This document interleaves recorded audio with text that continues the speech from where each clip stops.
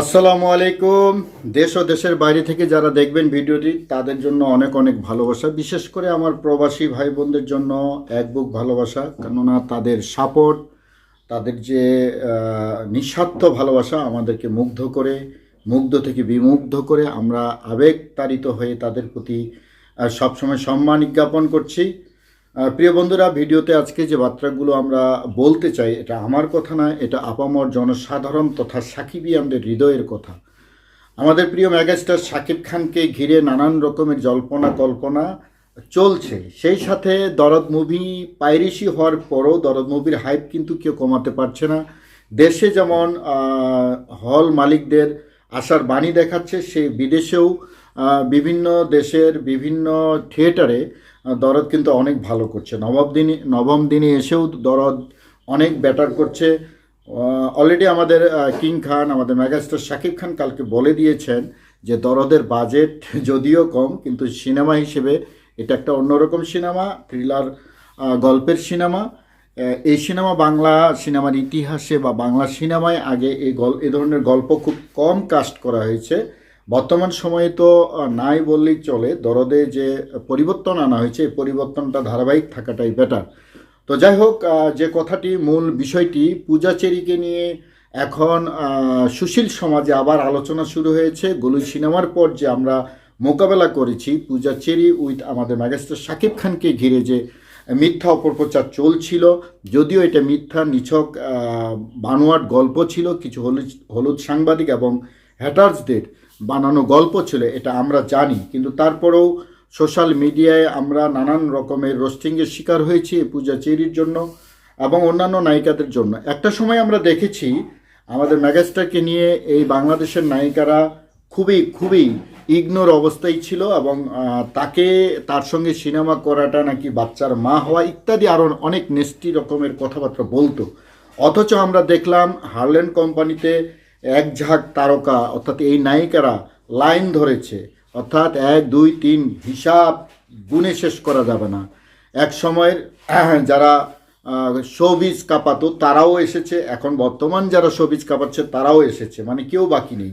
সব নায়িকারা এবং নায়করা আমাদের মেগাস্টার শাকিব খানের সঙ্গে একটা সেলফি নেওয়ার জন্য ব্যস্ত হয়ে থাকে। তাহলে দিনটা কোথায়?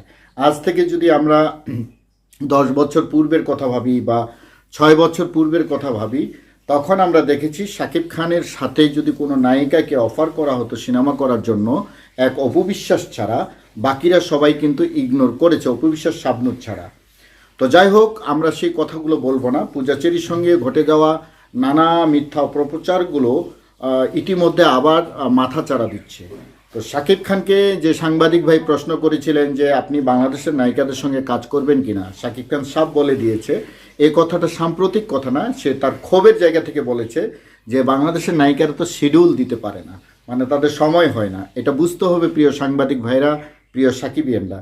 সে কিন্তু খুব একজন রোমান্টিক মানুষ, আর কথাবার্তা খুব হিসাব করে বলে মেগাস্টার শাকিব খান আমাদের। উনি কিন্তু অতীতটাকেই স্মরণ করে দিয়েছেন মিষ্টিভাবে, যেটা আপনি বুঝতে পারলে বুঝবেন, না বুঝতে পারলে নাই। তো আমাদের সাকিবিয়ানদের দাবি হলো যে বাংলাদেশের সে যত বড়ই ভালো হিরোইন হোক না কেন, যতই সুন্দরী স্মার্ট হোক না কেন, আমরা সাকিবিয়ানরা কিন্তু আর শাকিব খানের সঙ্গে ওইভাবে চাই না তাকে। আর আমরা ফরেন নায়িকা অথবা বিদেশি নায়িকাদেরকে চাই, আমরা বলিউডের নায়িকাদেরকে চাই, আমরা টলিউডের নায়িকাদের চাই, আমরা হলিউডের নায়িকাদের চাই, কিন্তু হলিউডের নায়িকাদের সঙ্গে শাকিব খান সিনেমা করুক এটা আমরা সাকিবিয়ানরা চাই না। হোক সে পূজা চেরি, হোক সে টপ 10 আরও অন্য কেউ, আমরা এদের কাউকেও চাই না।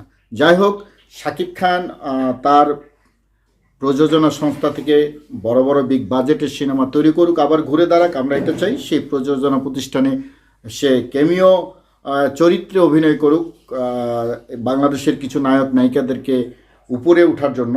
কিন্তু একক চরিত্রে আমরা কখনোই বাংলাদেশের কোনো নায়িকাকে বা সাইড হিরো হিসেবে বাংলাদেশের কোনো নায়ককে শাকিব খানের মুভিতে চাই না। শাকিব খান এখন world wide megastar, global megastar, তাকে গ্লোবালি কাজ করতে হবে, তাকে ইন্টারন্যাশনালভাবে কাজ করতে হবে। পূজা চেরিরা যে জায়গায় আছে সেই জায়গায় থাক, নতুন করে তারা আলোচনা আসুক, এটা আমরা চাই না। তারা তাদের নিজের দক্ষতা অভিজ্ঞতায় এগিয়ে যাক। শাকিব খান ছাড়া তারা এগিয়ে যেতে পারে, তারাও অনেক বড় বড় কথা বলেছে। স্যাম পূজা চেরি শুধু না, পূজা চেরি সহ যে নায়িকাদের ইতিমধ্যে আমরা সেলফিতে দেখেছি, শাকিব খানের সঙ্গে দেখেছি সেলফিবাজিতে, বা শাকিব খানের হার্লেন কোম্পানিতে যারা যারা কাজ করছেন তাদের সবাইকে দেখেছি। আমরা চাই না যে এদের সঙ্গে কাজ হোক। শাকিব খান এগিয়ে যাক শাকিব খানের মতো, পূজা চেরি থাক পূজা চেরির মতো। মিস বাংলাদেশে আরেকজন মিস কি বলে, তার সিনেমা তো আমরা দেখছি না, আলোচনাও দেখছি না, তিনি ঘরে ঢুকে গেছেন। যাই হোক, সব নায়িকারা ভালো থাক, তবে শাকিব খানকে আমরা চাই ফরেন কোনো নায়িকার সঙ্গে, বলিউডের কোনো নায়িকার সঙ্গে, হলিউডের কোনো নায়িকার সঙ্গে, টলিউডের কোনো নায়িকার সঙ্গে, ঢালিউডের কোনো নায়িকার সঙ্গে শাকিব খান জুটি বাঁধুক, এটা আমরা কখনোই চাই না। কেননা এদের কাছে আমাদেরকে অনেক অপমান অপদস্থ হতে হয়েছে। শাকিব খানকে নানান ব্যঙ্গাত্মক ভাষায় তারা কথা বলেছে। আমরা নতুন করে পুনরাবৃত্তি এটা হোক, আমরা এটা চাই না। আশা করি আমাদের প্রিয়, আমাদের কলিজার পুরোটাই আমাদের মেগাস্টার, আমাদের চোখের মণি শাকিব খান আমাদের বার্তাগুলো শুনবেন, ভক্তদের চাহিদা পূরণ করবেন, ভক্তদের কথা মতোই চলবেন।